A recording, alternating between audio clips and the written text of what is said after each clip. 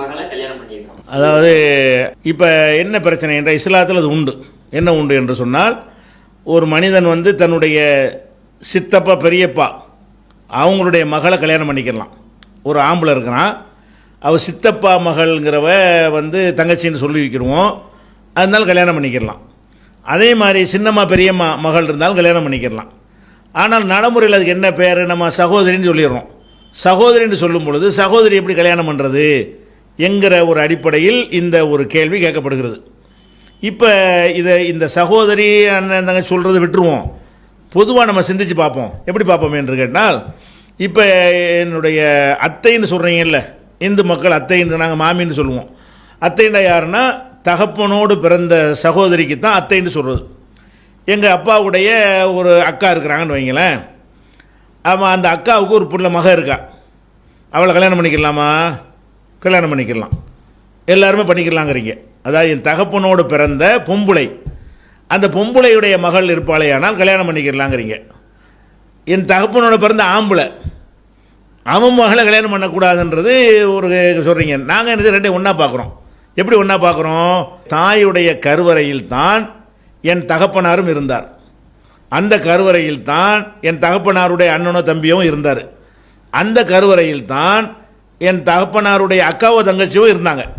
அப்போ அந்த கருவறையில் தான் எல்லாரும் இருந்திருக்கும் பொழுது, அப்போ என் தகப்பனோட பிறந்த ஆம்பளையாக இருந்த காரணத்தினால் அவன் பிள்ளைய கல்யாணம் பண்ணிக்கிற கூடாது, பொம்பளையாக இருந்தால் கல்யாணம் பண்ணலாம்னு சொன்னமையானால் அதில் என்ன ஒரு லாஜிக் இருக்கிறது? ரெண்டும் ஒன்று தானே, ஒரே ரத்தம் தானே ஓடுகிறது. அப்போ அத்தை மகளையும் கல்யாணம் பண்ணக்கூடாதுன்னு யாரும் சொல்ல மாட்டேங்கிறோம். இந்துக்களில் கூட ஒரு பழமொழி சொல்லுவாங்க, அத்தைக்கு மீசை முளைச்சா சித்தப்பாண்டு. அத்தையாக இருக்கிற ஆம்பளையாக பிறந்திருந்தா சித்தப்பா, அப்போ சித்தப்பாவாக இருக்கிற ஒரு பொம்பளையாக பிறந்திருந்தா அத்தை. அப்போ ரெண்டும் ஒன்று தானே, அத்தை சித்தப்பாங்கிறது வந்து ரெண்டும் ஒன்று தான். அது ஆணாக இருக்காங்க பெண்ணாக இருக்காங்க. ஆனால் அந்த தகப்பனுடைய உயிரணு, அந்த தாயுடைய கருவறை, அந்த சினை முட்டை என்று பார்த்தீர்களேயானால் இரண்டையும் சமமாக வைப்பது தானே ஒரு லாஜிக்கு. இரண்டையும் சமமாக தானே வைக்கணும். இஸ்லாம் என்ன சொல்லுதுன்னு கேட்டால், உன் தகப்பனோட பிறந்த ஆம்புளையுடைய பிள்ளையாக இருந்தாலும் கட்டிக்க, உன் தகப்பனுடைய பிறந்த பொம்பளையாக இருந்தாலும் அவ பிள்ளையாக இருந்தாலும் கட்டிக்க, இது ஈக்குவலாக இருக்குது. அது மாதிரி தாயோட பிறந்தான்னு வைங்களேன், என் தாயோட ஒரு பொம்பளை பிறந்தா அவளை வந்து சின்னம்மான்னு சொல்லிக்கிறோம், என் தாயோட ஒரு ஆம்பளை பிறந்தா தாய் மாமன்னு சொல்லிக்கிறோம். இவங்க மூணு பேரும் யார்? என் தாய், என் தாயுடைய சகோதரி, என்னுடைய தாய் மாமன் சொல்லக்கூடிய சகோதரன். இந்த மூணு பேருமே ஒரு வயிற்றில் தானே இருந்தாங்க, ஒரு வயிற்றில் தானே, ஒரே மூலம் தானே, ஒரே ரத்தம் தானே, ஒரே உயிரணு தானே, ஒரே கற்பப்பை தானே, ஒரே அப்பன் தானே, ஒரே ஆத்தா தானே. அதுக்கு தான் மூணு பேரும் பிறந்திருக்காங்க. அப்படி பண்ணும் பொழுது என் தாயோடு பிறந்த ஒரு சகோதரன் ஆம்பளை இருந்தால் அவன் மகளை கட்டிக்கொள்ளலாம் என்று சொன்னால், சகோதரி அந்த அவளையும் கட்டிக்கிற கூட நம்ம சொல்லணும். இது எப்படி சேஞ்ச் ஆகிவிடுகிறதோ, என் தாயோடு பிறந்த சகோதரனாக இருந்தாலும் அவனே ஒரு பிள்ளையை உண்டாக்குவது கிடையாது, இன்னொரு பெண்ணோட சேர்ந்து மிக்ஸ் ஆகும் பொழுது அந்த ரத்தம் மாறிக்கிறது. அதே மாதிரி அவளுக்கு மாறத்தானே செய்யும். என் தாயோட பிறந்த ஒரு சகோதரி இருக்கா, சின்னம்மான்னு நம்ம சொல்லிக்கிறோம், சொல்லி கொண்டாலும் அவளே ஒரு பிள்ளையை பெறுறது கிடையாது, வேற ஒரு ஆம்பளையோட சேர்றா. அது ரெண்டும் இணையும் பொழுது இந்த குடும்ப ரத்தத்தோடு இன்னொன்று மிக்ஸ் பண்ணும்போது வேற ஒன்று ஆகிடுது. இது எப்படி வேற ஒன்றாகுது? அது மாதிரி தானே வேற ஒன்றாகும். அப்போ இந்த கான்செப்ட் நம்ம தங்கச்சின்னு கூப்பிடுறத வச்சு நீங்கள் சொல்கிறீங்க, கூப்பிடுறதுனால தங்கச்சி ஆயிருமா? அப்போ உங்கள் சொத்தில் வந்து உங்கள் அப்பாவுடைய சொத்தில் உங்கள் தங்கச்சிக்கு பங்கு கொடுப்பீங்களா? தங்கச்சிக்கு பங்கு இருக்கா இல்லையா? சொத்து பங்கு இருக்கா இல்லையா? உங்கள் தகப்பனாருக்கும் உங்கள் தாயாருக்கும் பிறந்த பிள்ளைக்கு சொத்தை கொடுப்பீங்க. உங்கள் சித்தப்பா மக ஒன்று இருக்குது, உங்கள் தகப்பனார் இறந்து போயிட்டாரு, அம்மா தங்கச்சி வாங்க, உங்களுக்கு தங்கச்சிக்கு ஒரு பங்கு வாங்கிக்கிறேன்னு சொல்லுவீங்களா? அது ஃபார்மாலிட்டி தங்கச்சி, அது நிஜ தங்கச்சி வேறு. நிஜ தங்கச்சியை தான் கல்யாணம் பண்ணக்கூடாது. நிஜ தங்கச்சின்னா என்ன? என் தகப்பனாருடைய சொத்தில் அவளுக்கும் பங்கு இருக்குது, அதே உரிமை இருக்குன்னு சொன்னால் நிஜ தங்கச்சி. சொத்துன்னு வரும்போது மட்டும் தங்கச்சி இல்லைங்கிறமா இல்லையா? மற்ற விஷயத்துக்கு கல்யாணம் வரும்போது பேசும்போது தங்கச்சின்றீங்க, சொத்து மேட்ரு வரும்போது அது தங்கச்சி இல்லைன்ற மாதிரி நம்ம நடந்துக்கிறோம். அது தங்கச்சின்னு நம்ம கூப்பிட்டு பழகிட்டோம் தமிழில். அரபு நாட்டில் போனீங்கன்னா சித்தப்பா மகளை தான் என்ன செய்வாங்க, அந்த மச்சின்னு கேள்வி பண்ணிக்கிறாங்கல்ல, அந்த மாதிரி அந்த நாட்டில் அப்படி இருக்கிறாங்க. அதனால வந்து இஸ்லாம் என்ன சொன்னால் சமமாக பார்க்குது, அறிவோடு என்ன செய்யுது, உன் தகப்பனோடு பிறந்த ஆம்பளையாக இருந்தாலும் பொம்பளையாக இருந்தாலும் ஒரே சட்டம், உன் தாயோடு பிறந்த ஆம்பளையாக இருந்தாலும் பொம்பளையாக இருந்தாலும் ஒரே சட்டம். இது பொருத்தமாக இருக்கா இல்லையா? ரெண்டு பேரும் ஒன்று தானே. நீங்கள் பேரை தான் மாற்றிக்கிட்டீங்களே தவிர அவன் ஆம்பளையாக இருந்ததுனால பொம்பளையாக இருந்தாலும் சின்னமாட்டிங்க, ஆம்பளையாக இருந்தால் மாமான்ட்டிங்க. நீங்கள் மாமா சின்னமாக நீங்கள் மாற்றிக்கிட்டீங்களே தவிர எல்லாம் அண்ணன் தங்கச்சி தானே. அப்போ அது மட்டும் எப்படி சரியாக வருது? இப்படி சிந்தித்து பார்த்தீர்களே ஆனால் ஒரு அறிவோடு தான் இஸ்லாம் சொல்லுது. எப்படி சொல்லுது? அவர் சித்தப்பாவாக இருந்தாலும் சித்தப்பா மட்டும் புள்ள பெற மாட்டார்.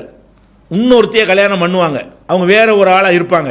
அவங்க ரெண்டு பேரும் மிக்ஸ் ஆகும் பொழுது அந்த ரத்தம் ரெண்டும் கலந்து மூணாவது வேற ஒன்று உண்டாகிவிடும். அப்படி வந்துடுது. சின்னமாவாக இருந்தாலும் சின்னமாவை தனியாக புள்ள பெற்றுக்கிற முடியாது, அதுக்கு வேற ஒரு மாப்பிள்ளையை கட்டி வைப்பாங்க. அவங்க ரெண்டு மிக்ஸ் ஆகும்போது வேற ஒன்று ஆயிடுது. நம்ம ரத்தங்க ஒரே ரத்தமாக இருக்கிறது தான் கான்செப்ட். அது ரெண்டாக கலந்து மாறி விடுகிறது. அதே நேரத்தில் இன்னொன்று நீங்கள் பார்க்கணும். இப்போ இந்த சகோதரிகளை கல்யாணம் பண்ணக்கூடாதுன்னு சொல்லக்கூடியவங்க தாய் மாமனே கல்யாணம் பண்ணுறாங்க. இந்த சமூகத்தில் இருக்கிற விமர்சனத்துக்காக சொல்லலை, அந்த டிஃப்ரெண்ட்டை விளக்குறதுக்காக சொல்கிறான். தாய் மாமனை கல்யாணம் பண்ணுறோம்னு சொன்னால் தாய் மாமன் என்பது நெருக்கமாக அவனுடைய புள்ள நெருக்கமானது ஒரு மனுஷனுக்கு. அதான் ஒரு பெண் இருக்கிறா, அவளுடைய தாயோட பிறந்த கூட பிறந்த அண்ணன், தாய்க்கு அண்ணன்கிற இடத்துல உள்ளவனை போய் கல்யாணம் பண்ணலாங்கிறமே அது ரொம்ப நெருக்கமாக தெரியுதா இல்லையா? அது தாய் மாமன்கிறவன் கல்யாணம் பண்ணக்கூடாது எங்கள் மார்க்கத்தில், அவ்வளோ நெருக்கம் அதில் இருக்குது. எப்போ கல்யாணம் பண்ணலாங்கிறோம்? ஒரு ஜெனரேஷன் இறங்கின பிறகு பண்ணலாங்கிறோம். அவனுடைய புள்ளையை இப்போ கட்டிக்க, அவனை எப்படி கட்டிக்கிறது அப்படின்னு இஸ்லாம் சொல்லுகிறது. அப்போ இஸ்லாம் வந்து தாய் மாமனே கல்யாணம் பண்ணக்கூடாதுன்னு சொல்லுது. அது காரணம் என்னென்னா அதுதான் கூட நெருக்கம். நீங்கள் சகோதரிங்கிறீங்களே, அதில் நெருக்கம் கிடையாதுங்க. ஏன் நெருக்கம் கிடையாது? என் சின்னம்மாவையே நான் கட்டுறதில்லை, சின்னம்மாவுடைய புள்ளையை தான் கட்ட போகிறேன். சின்னம்மா இன்னொருத்தனும் சேர்ந்து பெற்ற புள்ள. அப்போ நானும் ஒரு ஜெனரேஷனை கடந்துட்டேன், அவங்களும் ஒரு ஜெனரேஷனை கடந்துட்டாங்க. இப்போ நம்ம நெருக்கம் குறைஞ்சி போயிடுது. நெருக்கம் குறைஞ்சா கட்டிக்கிறலாம். ஆனால் தாய் மாமன்கிறது என்னது? நான் ஒரு ஜெனரேஷனை கடந்துட்டேன், அவர் உன்னை கடக்கலை, அவரையே நான் கட்டிக்கொள்வது. இப்படி இஸ்லாம் வந்து அந்த நெருக்கத்தை எப்படி பார்க்குதுன்னா அறிவுபூர்வமாக பார்க்குறது. அது கூட நெருக்கமாக இருக்குது. தாய் மாமனுடைய பிள்ளையை கட்டிக்க, தாய் மாமனை கட்டாத அப்படின்னு சொல்லுது. அப்போ இந்த ஒரு அடிப்படையில் நீங்கள் பார்க்கும் பொழுது இது இஸ்லாம் வந்து அந்த சகோதரியை கல்யாணம் பண்ணுறதுங்கிறது ஃபார்மாலிட்டி. சகோதரி தான். சகோதரி 2-3 வகை இருக்குது. மேடையில் பேசும்போது சகோதரிகளேம்பாங்க, எல்லாம் சகோதரி அர்த்தமாயிருமா? அதில் முன்னாடி கூட உட்காந்துருப்பா. ஒருத்தர் பொதுமக்கள்கிட்ட பேசும்போது அன்புள்ள சகோதரிகள்னா இவன் மனைவி கூட உட்காந்துருப்பா, பெத்த தாயை கூட இருப்பா.